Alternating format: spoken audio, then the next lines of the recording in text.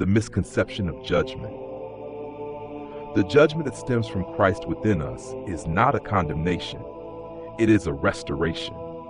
It is a divine act meant to illuminate our paths, correct our misconceptions, and align us with the truth of our spiritual essence. Where the ego-driven judgment of Jehovah seeks to punish and finalize, the judgment of Christ seeks to uplift, awaken, and transform. Jesus himself clarified this distinction, for the Son of Man did not come to destroy men's lives, but to save them. Luke 9:56. Yet, many fail to grasp this message, conflating the punitive, fear-based judgment of the Old Testament with the liberating, love-infused guidance Jesus brought into the world. The dichotomy between the Son of Man and the Son of God in Jesus' teachings was deliberate. It was a mirror of the duality within us all, our earthly ego, prone to fear and judgment, and our divine spirit, which reflects unconditional love. The Son of Man lived the human experience and understood its struggles, while the Son of God embodied the higher consciousness that transcends these earthly confines. Jesus bridged these two realms, showing us the path from the limitations of the flesh to the boundless freedom of the spirit.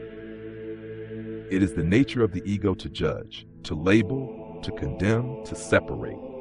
This egoic judgment springs from fear and ignorance, perpetuating cycles of suffering. The ego operates under the illusion of duality, good versus evil, right versus wrong, us versus them.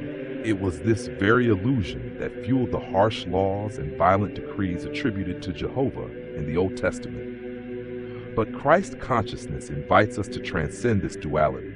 It calls us to see through the veil of separation and recognize the oneness of all existence.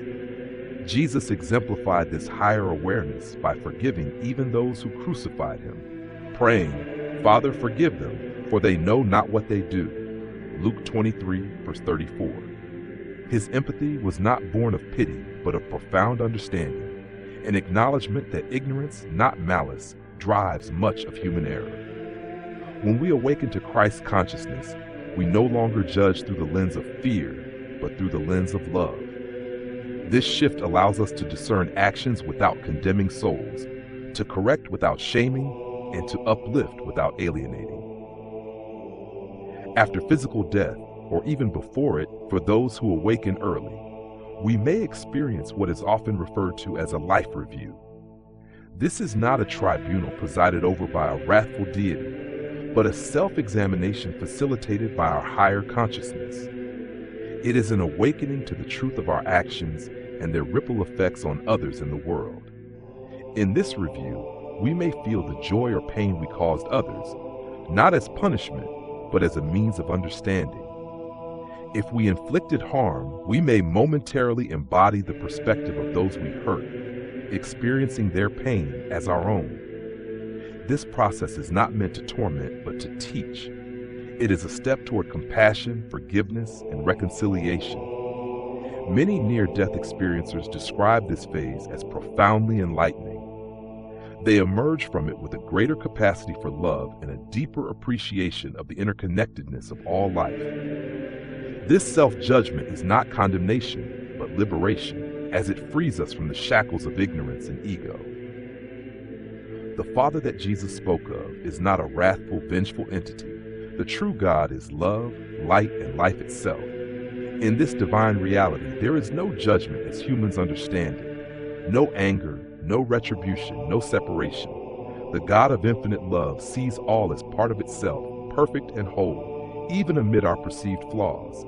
Jesus revealed this truth by living it. His unconditional forgiveness, boundless compassion, and refusal to condemn demonstrated the nature of the true Father. Contrast this with the God of the Old Testament, who punished disobedience with plagues and death, and the distinction becomes clear. One is a projection of human fears and egos. The other is the infinite source of all being. This misunderstanding persists because humanity often projects its own flaws onto its concept of God. We imagine a deity who shares our anger, jealousy, and need for control because it feels relatable. But the true God transcends these human traits, offering instead a boundless, impartial love that neither judges nor discriminates.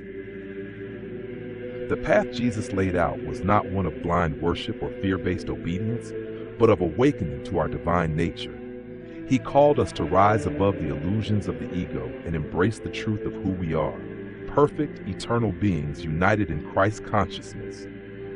To get right with God is not to appease an external deity, but to align our lives with the love, compassion, and wisdom that flow from our higher selves.